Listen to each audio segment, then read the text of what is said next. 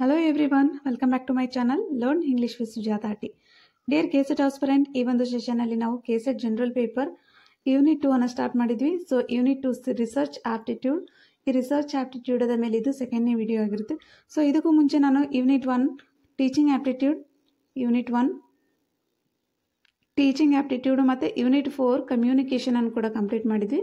Unit 4 communication ಅನ್ನು ಕೂಡ complete ಮಾಡಿದ್ವಿ. ಸೊ ಯಾರೆಲ್ಲ ಫಸ್ಟ್ ಟೈಮ್ ನನ್ನ ಚಾನಲನ್ನು ನೋಡ್ತಾ ಇದ್ದೀರೋ, ಸೊ ಈ ಕ್ಲಾಸದ ಡಿಸ್ಕ್ರಿಪ್ಷನಲ್ಲಿ ನಾನು ಲಿಂಕನ್ನು ಆ್ಯಡ್ ಮಾಡಿರ್ತೀನಿ. ಸೊ ಸೀರೀಸ್ 1ಇಂದ ಈ ಯೂನಿಟ್ 1 ಮತ್ತು ಯೂನಿಟ್ 4 ಕಮ್ಯುನಿಕೇಷನನ್ನು ಕೂಡ ನೋಡ್ತಾ ಬರೀ. KSETಗೆ ವೆರಿ ಇಂಪಾರ್ಟೆಂಟ್ ಆಗಿರ್ತಕ್ಕಂಥ ಕ್ಲಾಸಸ್ ಆಗಿದೆ. ಓಕೆ, ಇವತ್ತಿನ ಕ್ಲಾಸಲ್ಲಿ ನಾವು ಸಂಶೋಧನೆಯ 2 ದೃಷ್ಟಿಕೋನಗಳು ನೋಡೋಣ ಮತ್ತು ಈ ಶೈಕ್ಷಣಿಕ ಸಂಶೋಧನೆ ಅಂದರೆ ಏನಂತ ಡಿಸ್ಕಸ್ ಮಾಡ್ತಾ ಹೋಗೋಣ. ಸೊ ಯಾರಿಗೆಲ್ಲ ನನ್ನ ಕ್ಲಾಸಸ್ ಇಷ್ಟ ಆಗ್ತಾ ಇದೀನೋ, so do subscribe my channel and click on the bell icon. ನಾನು ಮಾಡ್ತಕ್ಕಂಥ ಪ್ರತಿಯೊಂದು KSET ಅಥವಾ ನೆಟ್ಟದ ಮೇಲಿನ ವಿಡಿಯೋ ಸಹ ಬಂದು ನಿಮಗೆ ರೀಚ್ ಆಗುತ್ತೆ. Okay, let's begin the class. ಶೈಕ್ಷಣಿಕ ಸಂಶೋಧನೆ ಅಂದರೆ ಎಜುಕೇಷನಲ್ ರಿಸರ್ಚ್ ಅಂತ ಕರಿತೀವಿ. ಸೊ ಲಾಸ್ಟ್ ಕ್ಲಾಸಲ್ಲಿ ನಾವು ಸಂಶೋಧನೆ ಅಂದರೆ ಏನು, ಸಂಶೋಧನೆಯ ವ್ಯಾಖ್ಯೆಗಳು ಮತ್ತು ಕ್ಯಾರೆಕ್ಟರಿಸ್ಟಿಕ್ಸ್ ಆಫ್ ರಿಸರ್ಚ್ ಅಂತ ನೋಡ್ತಾ ಹೋಗಿದ್ವಿ. ಬಟ್ ಇವತ್ತಿನ ಕ್ಲಾಸಲ್ಲಿ ನಾವು ಎಜುಕೇಷನಲ್ ರಿಸರ್ಚನ್ನು ಡಿಸ್ಕಸ್ ಮಾಡೋಣ. ಎಜುಕೇಷನಲ್ ರಿಸರ್ಚ್ ಅಂದರೆ ಏನಂದರೆ ಶೈಕ್ಷಣಿಕ ರಂಗದ ಕುರಿತು ಆಳವಾದ ಅಧ್ಯಯನ ಮಾಡಿ, ಶೈಕ್ಷಣಿಕ ರಂಗದ ಕುರಿತು ಆಳವಾಗಿ ಅಧ್ಯಯನ ಮಾಡಿ ಹೊಸ ಹೊಸ ಸಂಗತಿಗಳನ್ನು ಕಂಡುಹಿಡಿಯುವಂತಹ ಪ್ರಕ್ರಿಯೆಗೆ ಶೈಕ್ಷಣಿಕ ಸಂಶೋಧನೆ ಅಂತ ಕರೀತಾರೆ. ಓಕೆ, ಉದಾಹರಣೆ ಹೇಳೋದಾದರೆ ಶೈಕ್ಷಣಿಕ ಕ್ಷೇತ್ರದ ಕುರಿತು ಹೊಸದಾಗಿ ನಿಯಮಗಳನ್ನು, ಪದ್ಧತಿಗಳನ್ನು, ತತ್ವಗಳನ್ನು ಕಂಡುಹಿಡಿಯುವಂತಹ ವಿಚಾರಕ್ಕೆ ನಾವು ಎಜುಕೇಷನಲ್ ರಿಸರ್ಚ್ ಅಂತ ಕರಿತೀವಿ.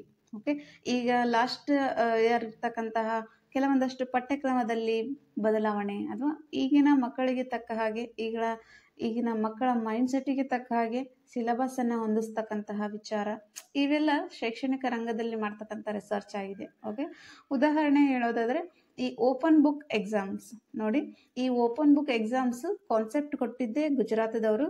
ಸೊ ಈ ತರಹದ ಒಂದಷ್ಟು ಹೊಸ ಹೊಸ ವಿಚಾರಗಳನ್ನು ಸಂಶೋಧನೆ ಮಾಡಿ ಮಕ್ಕಳಿಗೆ ಇನ್ನಷ್ಟು ಹಿತಕರವಾಗಿ ಕಲೀಲಿಕ್ಕೆ ಅವಕಾಶ ಮಾಡಿಕೊಡ್ತಕ್ಕಂತಹ ಒಂದು ಸಂಶೋಧನೆಗೆ ನಾವು ಶೈಕ್ಷಣಿಕ ಸಂಶೋಧನೆ ಅಂತ ಕರಿತೀವಿ.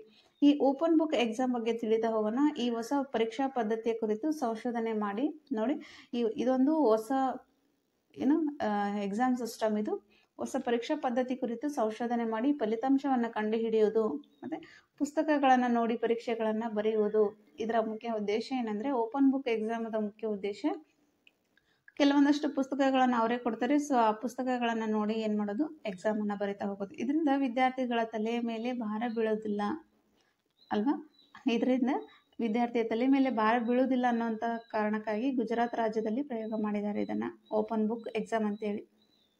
ಓಕೆ, ಓಪನ್ ಬುಕ್ ಎಕ್ಸಾಮದ ಕಾನ್ಸೆಪ್ಟನ್ನು ಕೊಟ್ಟಿರ್ತಕ್ಕಂಥ ರಾಜ್ಯ ಯಾವುದಂತ ಕೇಳಿದರೆ ದಟ್ ಈಸ್ ಗುಜರಾತ್. ಓಕೆ, ಆ ಥರದ ಮಕ್ಕಳಿಗೆ ಇನ್ನಷ್ಟು ಕಲೀಲಿಕ್ಕೆ ಉತ್ತೇಜನ ನೀಡಲಿಕ್ಕಂತಲೇ ಕೆಲವೊಂದಷ್ಟು ಶೈಕ್ಷಣಿಕ ರಂಗದಲ್ಲಿ ಸಂಶೋಧನೆ ಮಾಡಿ ಅವಕ್ಕೆ ಬೇಕಾಗಿರ್ತಕ್ಕಂತಹ ಪರಿಹಾರ ಅಥವಾ ಅವಕ್ಕೆ ಬೇಕಾಗಿರ್ತಕ್ಕಂಥ ಹೊಸ ಹೊಸ ಪದ್ಧತಿಗಳನ್ನು ಅಳವಡಿಸೋದು ಈ ಶೈಕ್ಷಣಿಕ ಕ್ಷೇತ್ರದಲ್ಲಿ, ಅಥವಾ ಅದಕ್ಕೆ ನಾವು ಎಜುಕೇಷನಲ್ ರಿಸರ್ಚ್ ಅಂತ ಕರಿತೀವಿ. ಓಕೆ, ನೆಕ್ಸ್ಟ್ ನೋಡ್ತಾ ಹೋಗೋಣ. ಸಂಶೋಧನೆಯಲ್ಲಿ ನಾವು 2 ದೃಷ್ಟಿಕೋನಗಳು ಬರುತ್ತೆ. ಅಪ್ರೋಚಸ್ ಆಫ್ ರಿಸರ್ಚ್ ಅಂತ ಹೇಳಿ ಕರಿತೀವಿ ನಾವು. ಸೊ ಈ ಅಪ್ರೋಚಸ್ ಅಲ್ಲಿ ಕೂಡ ನಮಗೆ ತುಂಬ ಇಂಪಾರ್ಟೆಂಟ್ ಆಗಿ ಕ್ವಶನ್ ಬರುತ್ತೆ. ಫಸ್ಟ್ ನಾವು ಸಕಾರಾತ್ಮಕತೆ ಸಂಶೋಧನೆ ದೃಷ್ಟಿಕೋನದಿಂದ, ನೆಕ್ಸ್ಟು ಸಕಾರಾತ್ಮಕತೆಯ ನಂತರ ದೃಷ್ಟಿಕೋನದಿಂದ ಅಂದರೆ ಪಾಸಿಟಿವಿಸಮ್ approach, next post positivism approach ಅಂತೇಳಿ 2 ಅಪ್ರೋಚಸ್ಗಳು ಕಾಣಿಸ್ತಾ ಹೋಗುತ್ತೆ. ಫಸ್ಟ್ ಆಗಿ ನಾವು ಸಕಾರಾತ್ಮಕತೆಯ ದೃಷ್ಟಿಕೋನ ಅಂದರೆ ಪಾಸಿಟಿವಿಸಮ್ ಅಪ್ರೋಚನ್ನು ಡಿಸ್ಕಸ್ ಮಾಡೋಣ. ಆಗಸ್ಟ್ ಕಾಂಟೆ ಫ್ರೆಂಚ್ ತತ್ವಜ್ಞಾನಿ ಆಗಿರ್ತಾನೆ. ಸೊ ಆಗಸ್ಟ್ ಕಾಂಟೆ ಇವರು ಸಕಾರಾತ್ಮಕ ದೃಷ್ಟಿಕೋನವನ್ನು ಕಂಡುಹಿಡಿದಿದ್ದಾರೆ. ಆಗಸ್ಟ್ ಕಾಂಟೆ ಇವರು ಫ್ರೆಂಚದ ತತ್ವಜ್ಞಾನಿ, ಸಮಾಜಶಾಸ್ತ್ರದ ಪಿತಾಮಹ ಅಂತ ಕೂಡ ಕರಿತಿದ್ವಿ ನಾವು. ಸೊ ಇವರು ಏನು ಮಾಡಿದ್ದಾರೆ, ಈ ಪಾಸಿಟಿವಿಸಮ್ ಅಪ್ರೋಚನ್ನು ಕಂಡುಹಿಡಿದಿದ್ದಾರೆ. ಆಗಸ್ಟ್ ಕಾಂಟೆ ಇವರಿಗೆ ಸಮಾಜಶಾಸ್ತ್ರ ಅಥವಾ ಸೋಷಿಯಾಲಜಿಯ ಜನಕ ಅಂತ ಕೂಡ ಕರಿತಾರೆ.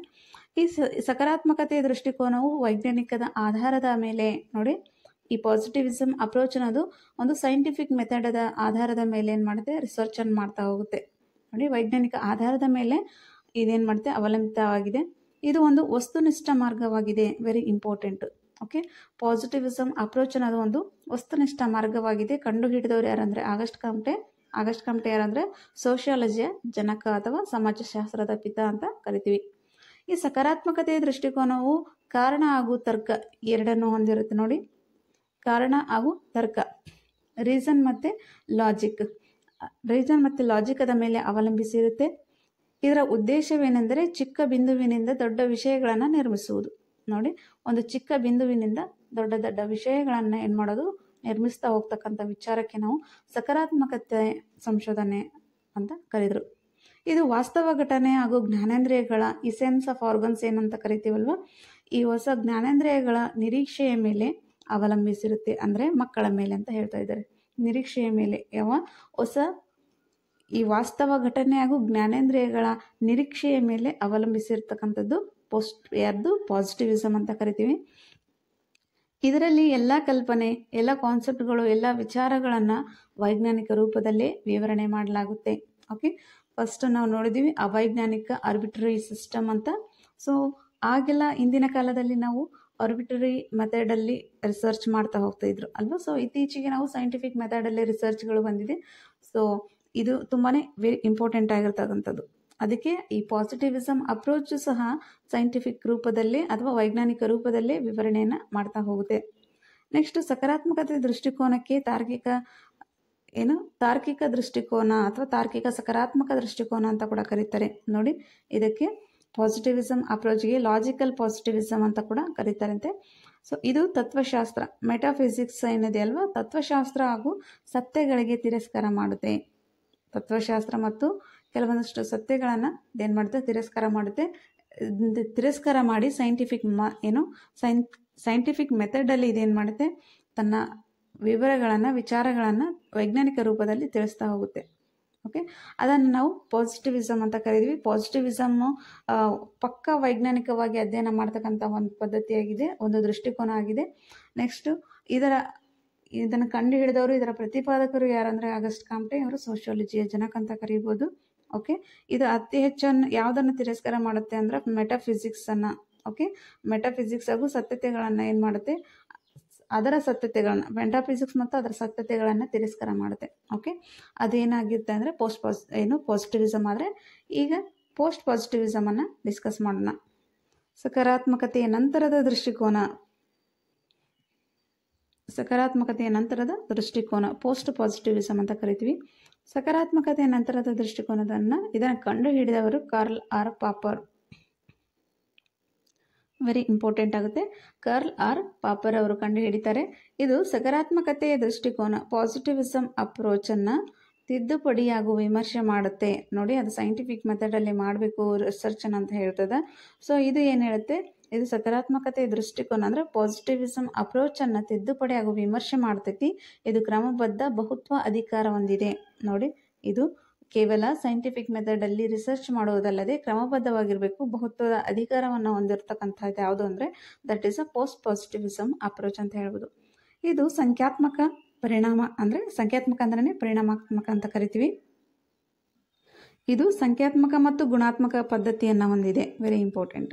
ಯಾವುದು ಈ ಪೋಸ್ಟ್ ಪಾಸಿಟಿವಿಸಮ್ ಅಪ್ರೋಚ್ ಅನ್ನೋದು ಇದು ಸಂಖ್ಯಾತ್ಮಕನೂ ಹೌದು, ಗುಣಾತ್ಮಕನೂ ಹೌದು ಅಲ್ವಾ. ಸಂಖ್ಯಾತ್ಮಕ ಮತ್ತು ಗುಣಾತ್ಮಕ ಪದ್ಧತಿಯನ್ನು ಹೊಂದಿದೆ. ಇದರಲ್ಲಿ ಇರ್ತಕ್ಕಂಥ ವಿಷಯ ಹೊಂದಿಸಿಕೊಳ್ಳಬಹುದು, ಪರಿಷ್ಕರಿಸಲಬಹುದು ಹಾಗೂ ಇದರಲ್ಲಿ ವ್ಯಕ್ತಿನಿಷ್ಠ ಪದ್ಧತಿಯನ್ನು ಅಳವಡಿಸಿಕೊಳ್ಳುತ್ತಾರೆ. But it is very important. ಯಾಕೆಂದರೆ ಪಾಸಿಟಿವಿಸಮ್ ಅಪ್ರೋಚಲ್ಲಿ ಕೇವಲ ವಸ್ತುನಿಷ್ಠ ಪದ್ಧತಿಯನ್ನು ಅಳವಡಿಸ್ಕೊಂಡ್ರೆ ಇದರಲ್ಲಿ ವ್ಯಕ್ತಿನಿಷ್ಠ ಪದ್ಧತಿಯನ್ನು ಅಳವಡಿಸ್ಕೊಂಡಿರ್ತಾರೆ. ಇದು ಕೂಡ ಇಂಪಾರ್ಟೆಂಟ್ ಆಗುತ್ತೆ. ಓಕೆ, ನೆಕ್ಸ್ಟ್ ನೋಡಿ, ಸಂಶೋಧಕನ ಮೌಲ್ಯಗಳು ತಾನು ಮಾಡುವ ಸಂಶೋಧಕನ ಮೌಲ್ಯಗಳು ತಾನು ಮಾಡ್ತಕ್ಕಂಥ ಸಂಶೋಧನೆಯ ಕೆಲಸದ ಮೇಲೆ ಪರಿಣಾಮ ಬೀರ್ತಾ ಹೋಗುತ್ತೆ. ಅದಕ್ಕೆ ಜನರಿಂದ ವಾಸ್ತವಿಕತೆಯನ್ನು ರಚಿಸ್ತಾ ಹೋಗುತ್ತೆ post positivism approach. Next Karl R Popper ಅವರು ವೆರಿ ಇಂಪಾರ್ಟೆಂಟ್ ಆಗ್ತಾರೆ. ಯಾಕೆಂದರೆ ಈ ಕಾರ್ಲ್ ಆರ್ ಪಾಪರ್ ಅವರು ಪೋಸ್ಟ್ ಪಾಸಿಟಿವಿಸಮ್ ಅಪ್ರೋಚದ ಬಗ್ಗೆ ತಮ್ಮ ಪುಸ್ತಕ ಆಗಿರ್ತಕ್ಕಂಥ the logic of scientific discovery, ಅವರ ಪುಸ್ತಕ ಆಗಿರ್ತಕ್ಕಂಥ ದ ಲಾಜಿಕ್ ಆಫ್ ಸೈಂಟಿಫಿಕ್ ಡಿಸ್ಕವರಿಯಲ್ಲಿ ಬರೆದಿದ್ದಾರೆ ಏನನ್ನ, ಈ ಪೋಸ್ಟ್ ಪಾಸಿಟಿವ್ ಅಪ್ರೋಚನ್ನು. ನೆಕ್ಸ್ಟ್ ಥಾಮಸ್ ಕುನ್ನರ್ ಇವರು ಈ ದೃಷ್ಟಿಕೋನಕ್ಕೆ ಬೆಂಬಲ ನೀಡ್ತಾರೆ. It is very important. ಈ ಪೋಸ್ಟ್ ಪಾಸಿಟಿವಿಸಮ್ ಅಪ್ರೋಚನ್ನು ಫಸ್ಟ್ ಪರಿಚಯಿಸಿದವರು ಯಾರಂದರೆ that is Karl R pauper. ಆದರೆ ಆ ದೃಷ್ಟಿಕೋನವನ್ನು ಬೆಂಬಲಿಸಿದವರು ಯಾರಂದರೆ ಥಾಮಸ್ ಎಸ್ ಕುನ್ನ ಆಗ್ತಾರೆ. ಓಕೆ, ನೆಕ್ಸ್ಟ್ ನೋಡಿ, ಇದು ಬಾಹ್ಯ ವಾಸ್ತವ ಅರ್ಥ ವಿವರಣೆ ಹಾಗೂ ಅಂತರ್ಗತ ಗ್ರಹಿಕೆ ಇವುಗಳ ನಡುವಿನ ಕ್ರಿಯೆಗೆ ನಾವು ಪೋಸ್ಟ್ ಪಾಸಿಟಿವಿಸಮ್ ಅಪ್ರೋಚ್ ಅಂತ ಕರೆದ್ವಿ. ನೋಡಿ, ಬಾಹ್ಯ ವಾಸ್ತವಿಕ ಮತ್ತು ಅಂತರ್ಗತ ಗ್ರಹಿಕೆಯ ಇವುಗಳ ನಡುವಿನ ಕ್ರಿಯೆಗೆ ನಾವು ಪೋಸ್ಟ್ ಪಾಸಿಟಿವಿಸಮ್ ಅಪ್ರೋಚ್ ಅಂತ ಕರೆದ್ವಿ. ಇದಕ್ಕೆ ವಿವರಣಾತ್ಮಕ ಮಾದರಿ ಅಥವಾ ಇಂಟರ್ಪ್ರಿಟೇಟಿವ್ ಪ್ಯಾರಾಡಿಗ್ಮಾ ಅಂತ ಕರಿತೀವಿ. It is very important. Interpretative ಪ್ಯಾರಾಡಿಗ್ಮಾವನ್ನು ಯಾರು ಪರಿಚಯಿಸಿದ್ರು ಅಂತ ನಾನು ಲಾಸ್ಟ್ ಕ್ಲಾಸಲ್ಲಿ ಡಿಸ್ಕಸ್ ಮಾಡಿದ್ದೆ. ಸೊ ಮ್ಯಾಕ್ಸ್ ವೆಬರ್ ಅವರು ಇಂಟರ್ಪ್ರಿಟೇಟಿವ್ ಪ್ಯಾರಾಡಿಗ್ಮಾವನ್ನು ಇಂಟರ್ಪ್ರಿಟೇಟಿವ್ ಪ್ಯಾರಾಡಿಗ್ಮಾವನ್ನು ಕಾನ್ಸೆಪ್ಟನ್ನು ಕೊಡ್ತಾರೆ ಅಲ್ವಾ. ಬರೀ ಈ ಪ್ಯಾರಾಡಿಗ್ಮಾ ಕಾನ್ಸೆಪ್ಟನ್ನು ಕೊಟ್ಟವನು ಥಾಮಸ್ ಕುನ್ನ. ಓಕೆ, ಇಂಟರ್ಪ್ರಿಟೇಟಿವ್ ಪ್ಯಾರಾಡಿಗ್ಮಾವನ್ನು ಕೊಟ್ಟವ್ರು ಯಾರು ಅಂದರೆ ದಟ್ ಈಸ್ ಮ್ಯಾಕ್ಸ್ ವೆಬರ್ ಆಗ್ತಾರೆ. ಇದು ಪರಿಣಾಮಾತ್ಮಕ ಅಥವಾ ಕ್ವಾಂಟಿಟಿವ್ ಪದ್ಧತಿ ಆಧಾರದ ಮೇಲೆ ನಿಂತಿದೆ ಪೋಸ್ಟ್ ಪಾಸಿಟಿವಿಸಮ್ ಅನ್ನೋದು. ಇದು ಸಮಾಜಶಾಸ್ತ್ರ ವಿಷಯಕ್ಕೆ ಅನ್ವಯವಾಗುತ್ತೆ. Very important. ಯಾವುದು? ಪೋಸ್ಟ್ ಪಾಸಿಟಿವಿಸಮ್ ಅಪ್ರೋಚ್ ಅನ್ನೋದು ಸಮಾಜಶಾಸ್ತ್ರ ವಿಷಯಕ್ಕೆ ತುಂಬಾ ಏನಾಗುತ್ತೆ, ಅವಲಂಬಿತ ಆಗಿರುತ್ತೆ, ಅನ್ವಯವಾಗುತ್ತೆ ಅಲ್ವಾ. ಇದರ ಸಂಶೋಧನೆ ವಿನ್ಯಾಸವಿಲ್ಲದೆ ಹಾಗೂ ವಿನ್ಯಾಸವು ರಚನೆ ಇಲ್ಲದ ಅಥವಾ ಹೊಂದಿಕೊಳ್ಳುವಂಥ ರೀತಿಯಲ್ಲಿ ಇದೆ ಇದು. ಓಕೆನಾ. ಇದರ ವಿನ್ಯಾಸ ಹೇಗಿದೆ ಅಂದರೆ ಎಲ್ಲರಿಗೂ ಹೊಂದಿಕೊಳ್ಳುವಂಥ ರೀತಿಯಲ್ಲಿದೆ, ಸಮಾಜಕ್ಕೆ ಹೊಂದಿಕೊಳ್ಳುವಂಥ ರೀತಿಯಲ್ಲಿ ಪೋಸ್ಟ್ ಪಾಸಿಟಿವಿಸಮ್ನ ಏನು ಮಾಡ್ತಾರೆ, ಇಂಟ್ರೊಡ್ಯೂಸ್ ಮಾಡ್ತಾರೆ. ಈ ಪದ್ಧತಿಗೆ ಒಪ್ಪಿಗೆ ನೀಡಿದ್ದಾರೆ ಯಾರು? ಈ ಕಾರ್ಲ್ ಆರ್ ಪಾಪರ್ ಅವರು. ಇದು ಚಿಕ್ಕ ಪ್ರಮಾಣದಲ್ಲಿ ನಿರ್ಮಿತ ಮಾಡುತ್ತೆ ಸಂಶೋಧನೆಯನ್ನು. ಓಕೆ, ಚಿಕ್ಕ ಪ್ರಮಾಣದಲ್ಲಿ ಸಂಶೋಧನೆಯನ್ನು ಏನು ಮಾಡ್ತಿದ್ದು, ನಿರ್ಮಾಣ ಮಾಡ್ತಾ ಹೋಗುತ್ತೆ. So this is all about today's class. ಇವತ್ತಿನ ಕ್ಲಾಸಲ್ಲಿ ನಾವು ಪಾಸಿಟಿವಿಸಮ್ ಅಪ್ರೋಚು, ಪೋಸ್ಟ್ ಪಾಸಿಟಿವಿಸಮ್ ಅಪ್ರೋಚು ಮತ್ತು ಈ ಎಜುಕೇಷನಲ್ ರಿಸರ್ಚ್ ಅಂದರೆ ಏನಂತ ತಿಳಿತಾ ಹೋದ್ವಿ. ಸೊ ಇದು ಕೂಡ ತುಂಬ ಇಂಪಾರ್ಟೆಂಟ್ ಆಗುತ್ತೆ ಇವತ್ತಿನ ಸೆಷನ್ನು. ಸೊ ನಾಳೆ ಕ್ಲಾಸಲ್ಲಿ ನಾವು ಟೈಪ್ಸ್ ಆಫ್ ರಿಸರ್ಚನ್ನು ನೋಡ್ತಾ ಹೋಗೋಣ. ದಟ್ ಈಸ್ ವೆರಿ ಇಂಪಾರ್ಟೆಂಟ್ ಅಂತ ಹೇಳ್ಬೋದು ನಮ್ಮ KCET ಎಕ್ಸಾಮ್ಗೆ. ಟೈಪ್ಸ್ ಆಫ್ ರಿಸರ್ಚ್ಗಳು ತುಂಬಾ ಇದೆ, ಹಲವಾರು ರಿಸರ್ಚ್ಗಳು ಬರ್ತಾ ಹೋಗ್ತವೆ. ಸೊ ಅವನ್ನ ನಾಳೆ ಕ್ಲಾಸಲ್ಲಿ ಡಿಸ್ಕಸ್ ಮಾಡ್ತಾ ಹೋಗೋಣ. Okay, thank you so much.